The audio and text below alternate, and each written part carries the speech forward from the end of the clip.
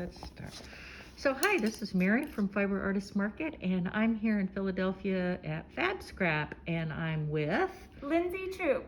This is Lindsay, and if you are ever in Philadelphia, this is like a fabulous place to come. It is a little bit off the beaten track, but it's in a great building, and there's tons of art studios in here, and I'll link up to where they are for you. So tell me about how you got here in Philadelphia and kind of what your background is, Lindsay. Yeah, Fabscrap is a textile recycling nonprofit. So we're working with the fashion and interior companies to take all of their textile waste and keep it out of landfill. We actually originated in Brooklyn, and we still have a location in Brooklyn as well. And that is where I got started. I was in the styling and merchandising world in the fashion industry, and I was kind of completely oblivious to the amount of waste that the industry was creating until someone told me if I volunteered at this place called Fabscrap, I could get free fabric. And as a home sewer, I was immediately in. And when I came to the Brooklyn location, our original location, I saw the mountain of waste that was in there.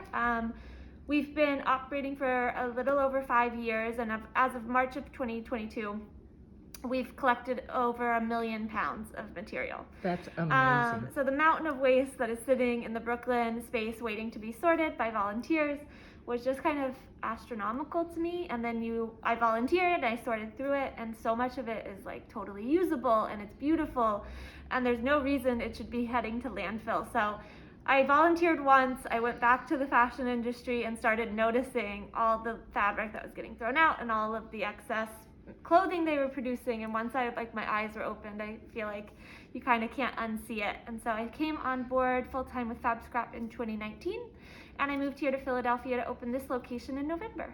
Wow, that's amazing. So as somebody who doesn't know anything about manufacturing, this is all stuff that as they're cutting garments, it's just throwaway, or is it, where is it from exactly? Yeah, it's from any part of the process of production.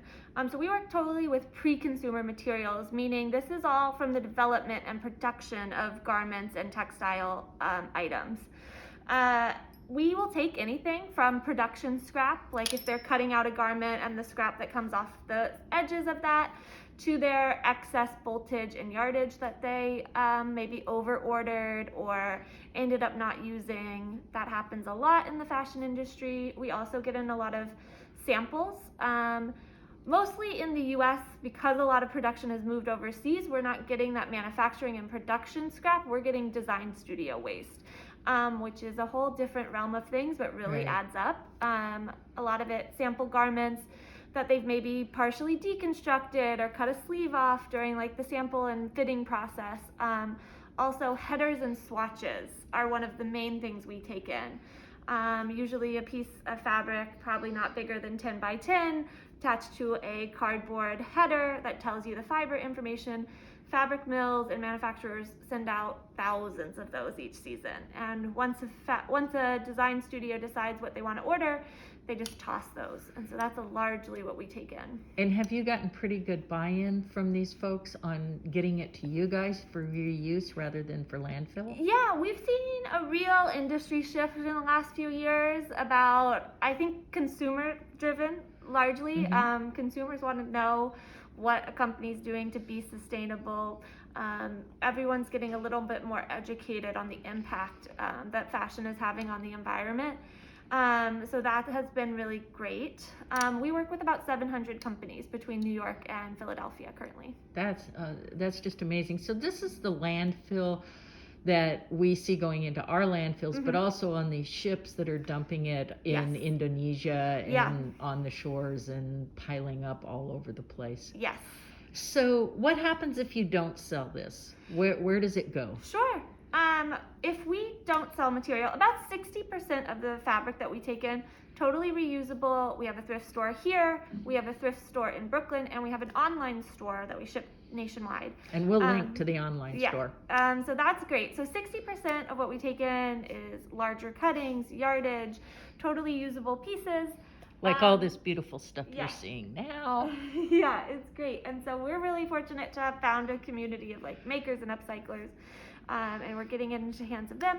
The other 40% of fabric that we take in that's not reusable for one reason or the other, maybe it's too small or it's damaged, or sometimes brands consider it proprietary if it's logoed or trademarked in some way, that gets downcycled into a material called shoddy. Which is a shredded fiber that gets used in housing insulation. It's felted and pressed into carpet padding and moving blankets. It's a really nice polyfill alternative. We sell it here at the shop and online as well. But it's a shredded fiber. So we do have to sort and process all of that. We do that with the help of volunteers, and get it ready to be shredded. And can anything be shredded? No, not any. We also have to sort by fiber. Most things can be shredded. The big call out is spandex. Spandex cannot be shredded, whether there's 1% of spandex in a blended fabric or it's 100% spandex. It can't go through the process. It's a mechanical process that involves high heat. And since spandex is essentially plastic, it melts, it comes up the machinery, and it throws off the whole process. So as you see behind me, these are our bins of spandex scrap. Typically, we would recycle something this size if we could, because it's not typical reuse size for us. However, this has some spandex in it, probably a low percentage, but some spandex, we couldn't recycle it, and so we make these available for reuse. Like I said, we're really lucky that we found a community of upcyclers and makers. They're great for small projects. Patchwork has been really in trend. That's been nice.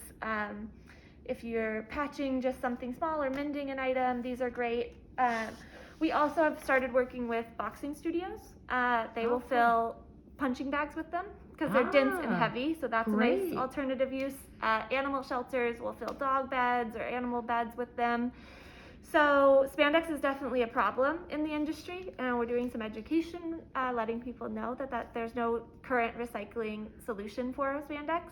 And so until then, we're finding reuse, like creative reuse solutions for it. And what about some of the other polyfibers? Are they Polyester we can shred. okay? Yeah. Because it doesn't melt.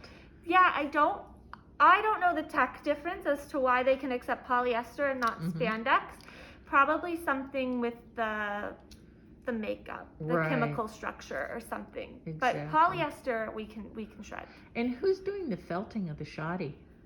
That is actually an outside source, so we do not run the shredder that turns the material into shoddy. We use an outside recycling source.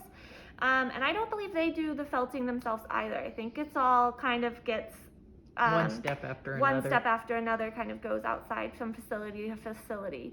But I think it's most commonly used for housing installation, and then moving blankets and carpet padding. That's really fascinating. So the whole housing insulation market, is that growing, do you think?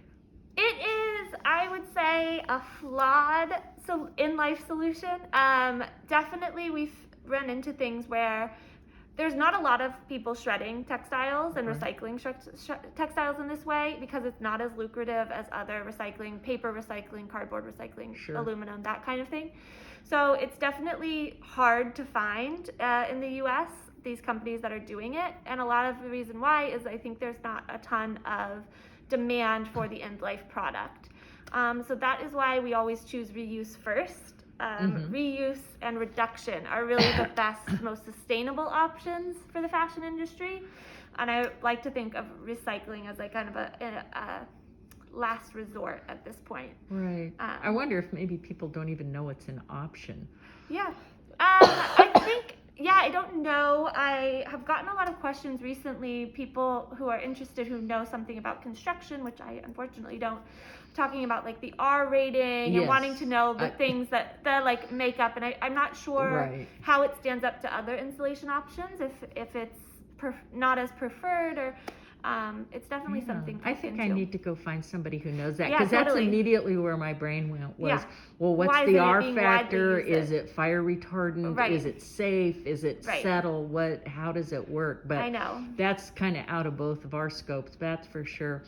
So the demand here in Philadelphia for makers, it sounds like it's really going well. Yeah, it's been great.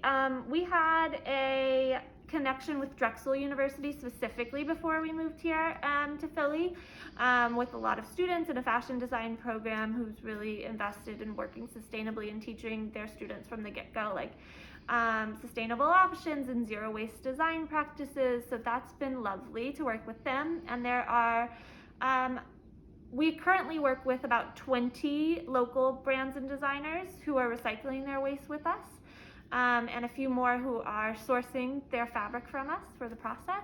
And that's just growing. We just got started. So we've taken in about 25,000 pounds in Philadelphia alone in the few months we've been open. Wow, that's great. And I'm really happy to hear that you're working with Drexel, because that's why I'm here in Philadelphia. It's because my granddaughter is an admissions counselor at Drexel and waiting to go to law school there. So that's a really cool sort of crossover. That's great, because as soon as I saw it when she went there, as soon as I saw that they have a textiles program, I was just like, oh, I need to come out. That's really great. So what's your favorite part of doing this? I love going through materials. It's what got me hooked on volunteering at Fabscrap, what kept me coming back. I love opening a bag, and like, we get so much beautiful stuff. I'm a textile enthusiast. I love just seeing it, feeling everything, and then like getting it into the hands of makers. Oh, that's really cool. And do you guys do any maker nights or anything? We host a lot of workshops here. We try to have one monthly workshop at least, where we bring in an artist or designer who maybe specializes in a skill that leads to mending or upcycling, and we have like a group that'll come in and we can teach a new skill and they can get fabric, and it's really fun. So we try to enhance that part of the experience too. Oh, that sounds great. What about in the schools here in Philadelphia? Any outreach with students in maker kinds of world? Yeah, we try to do as much outreach as possible. We have a large education aspect. We are a nonprofit, and so education and outreach is one of our big things. And so we give classroom presentations to all ages about textile waste and the industry problems and things like that. And so that's usually where our outreach with schools starts. And then it's working with teachers to get their students in for a volunteer session and getting them free fabric so they can use it in their projects and collections. So yes, we love to see any students. That is so cool. So I met Lindsay on a Fibershed Zoom meeting, and for those of you who don't know about fibershed.org, we'll put in a link. You definitely need to go check out your local Fibershed. But I know Lindsay is now, and Fabscrap is now hooked into Fibershed, and so I'm sure we'll be meeting up some more. And I'm really excited because you guys are planning to open in LA Fabscrap. Yes, LA has always been one of our big goals. That is definitely the next city in the US that has an extreme amount of textile waste, a lot of designers, a lot of manufacturing, and not a lot of solutions currently for what's going on out there. So we are currently fundraising to make it out to LA, and hopefully in next year or very, very shortly, we'll be running operations out there as well. Oh, that's going to be really exciting for those of us on the West Coast. Well, thank you, Lindsay. I really appreciate it. It was great to meet you and to see Fabscrap. And now I need to go shopping because, oh my gosh, there's so much cool stuff here. Oh, and the building we're in. Tell us, this is called the DAK building? It's the Bach building, Bach. BAK. Oh, BAK, sorry, B. And it's an old school, is that right? Yes, it was an old vocational school. Ah. And in the last few years, they've revamped it into studio spaces and workspaces. And now it's a building full of like makers and creatives, and it's very cool. There's some restaurants and shops on the first floor, studio spaces all throughout, and it's just a really creative community that we're really excited to be a part of. And just walking through this building, I saw so many studios that I just wanted to go visit. If you are in or around Philadelphia, you need to come here. Anyway, thank you so much. Yeah, thank you.